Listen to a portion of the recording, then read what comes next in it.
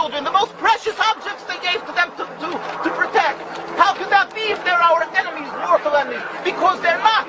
It's not a religious conflict. That's a Zionist ploy of accusing everybody of being anti-Semitic. You want peace? You want to have a conference here of peace? Step back and look and read the facts. Not the facts that's been misconstrued by the Zionist propaganda. The facts that are realities. The facts on the ground. How we've been living for hundreds of years in Yemen, in Morocco, in Tunisia, in Palestine, in Egypt. What Arab land have not Jewish people been living together with Muslims without any human rights groups? Tell me what land the Jews did not live in harmony with the Muslims. In Iran, we have over 25,000 Jews there, thank God. Why? Because this is not a religious conflict. It's purely because of a political movement, a relatively new movement, which is antithetical, contradictory to the Jewish religion of thousands of years. Judaism is spirituality, a religion of compassion to emulate God. Zionism must be created 100 years ago by atheists, people who have abhorred religion, who wanted to transform Judaism from religion to nationality, to a purely materialistic base, godless in its essence. That is not Judaism, and they have no right to use the name of Israel. They've usurped our name, they've stolen our symbols, and they've stolen our identity.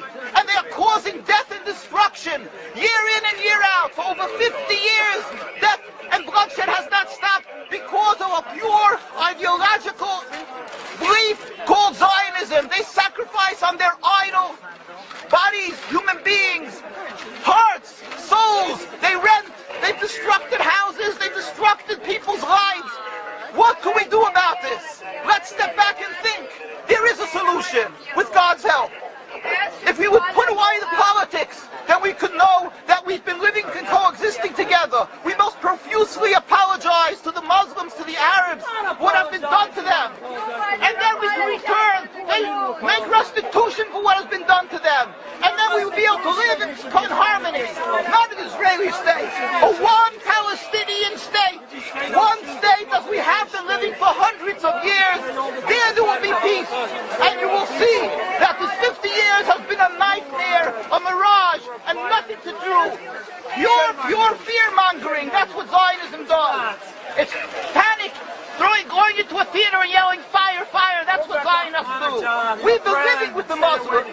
We've been living, yes, Ahmadinejad keeps on stating that he does not want to harm the Jews, but the Zionists keep on antagonizing him.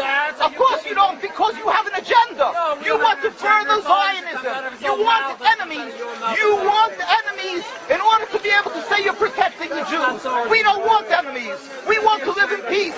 We have been always living in peace with the Muslims, and we will, with God's help, continue to live with them in peace. We implore the participants in this conference, read, step back, study the history truthfully, and see what the true Jewish voice is of hundreds of thousands of Jews who are still true to their religion, whether they're living in Jerusalem, whether they're living in New York. What do these Jews in Williamsburg section of Brooklyn, hundreds of thousands of Jews who are the most God-fearing in the community, why are they all opposed to the state of Israel? Why is that one Israeli flag in Williamsburg, Brooklyn?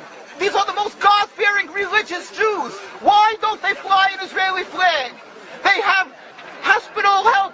They have Hatzolah, ambulatories, and everything free of charge to help people. The most greatest charitable organizations.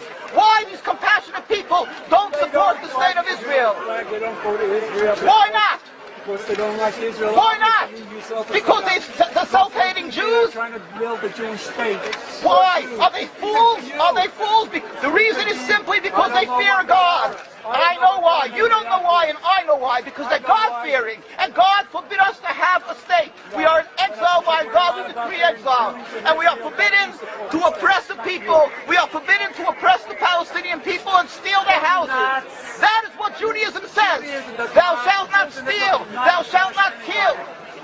We have no right to the rule over the land of Palestine.